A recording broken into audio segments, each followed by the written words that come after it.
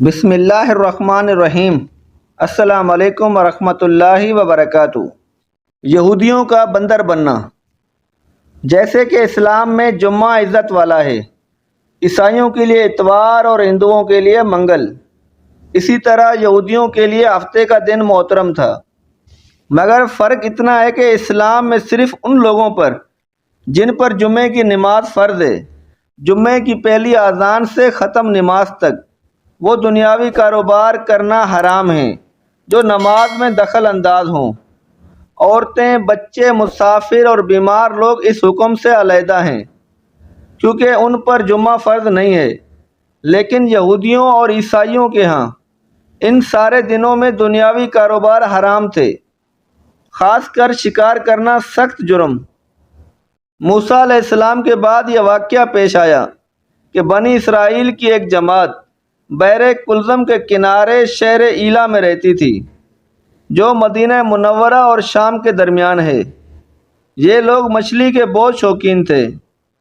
رب کی شان یہ کہ ہر ہفتے اس دریا میں بے شمار مچھلیاں نمودار ہوتی تھیں، یا تو ان کے امتحان کے لیے یا مچھلی کی زیارت کے لیے جن کے پیٹ میں یونس علیہ السلام رہتے تھے۔ باقی دنوں میں سب مچھلیاں غائب ہو جاتی تھیں۔ سوچنے لگے کہ کسی تدبیر سے ان کا شکار کرنا چاہیے جس سے شکار بھی ہو جائے اور ہفتے کے دن کی بے حرمتی بھی نہ ہو۔ آخر ان عقل مندوں نے یہ سوچا کہ دریا کے ارد بہت سے گہرے کھڈے کھود دیے جائیں اور دریا سے اس غار تک نالیاں بنا دی جائیں۔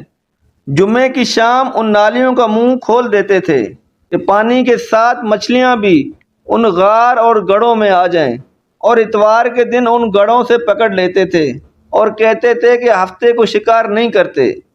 انہوں نے وہ مچھلیاں خوب کھائیں اور فروخت کیں جس سے یہ بڑے مالدار ہو گئے۔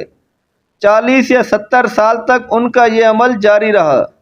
یہ لوگ تقریباً 70,000 تھے۔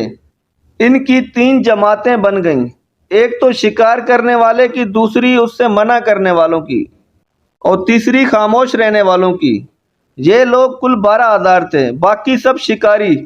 جب شکاریوں نے ان کی نصیحت نہ مانی تو انہوں نے اپنے اور ان کے درمیان ایک دیوار بنا کر شہر کے 2 حصے بنا دیے اور کہا کہ ہم ان کے ساتھ نہ رہیں گے کہ ہم پر عذاب نہ آ جائے۔ یہاں تک کہ داؤد علیہ السلام کا زمانہ آ گیا۔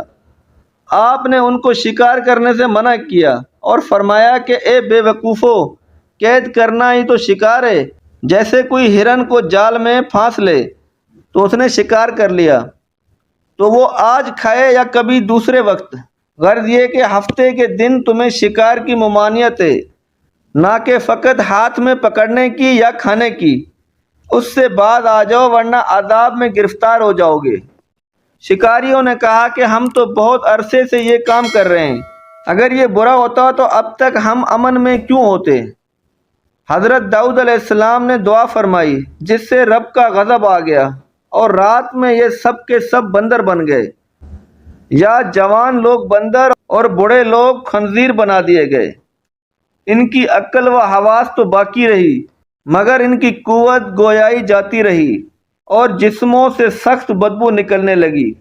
صبح کے وقت اس محل کو لوگوں نے دیکھا، نہ تو اس محلے سے کوئی آدمی آتا ہے اور نہ کوئی آواز، نہ کوئی دھواں وغیرہ نکلتا ہے، تو یہ دیواروں پر چڑھ کر ان کے گھروں میں داخل ہو گئے۔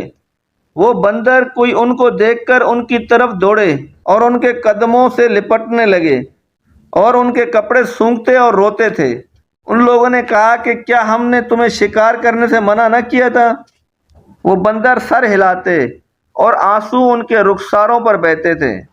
اس حال پر ان کو 3 روز گزرے اور سب ہلاک کر دیے گئے، نہ کوئی باقی بچا اور نہ ان کی نسل چلی۔ لوگوں میں یہ مشہور ہے کہ موجود بندر انہی کی نسل میں سے ہیں، لیکن یہ غلط ہے۔ ان سے پہلے بھی بندر تھے اور یہ موجود بندر ان سے پہلے بندروں کی اولاد ہیں، کیونکہ صحیح روایت میں ہے کہ کوئی منع شدہ قوم 3 دن سے زیادہ نہیں جیتی، نہ کھاتی نہ پیتی اور نہ ہی ان کی نسل چلتی ہے۔ اس طرح کی اور ویڈیو کے لیے آپ ہمارے ساتھ جڑے رہیں۔ ہمارے چینل کو سبسکرائب کریں اور ہماری ویڈیو کو لائک کریں۔ ملتے ہیں دوسری ویڈیو کے ساتھ، تب تک اجازت دیجیے۔ اللہ حافظ۔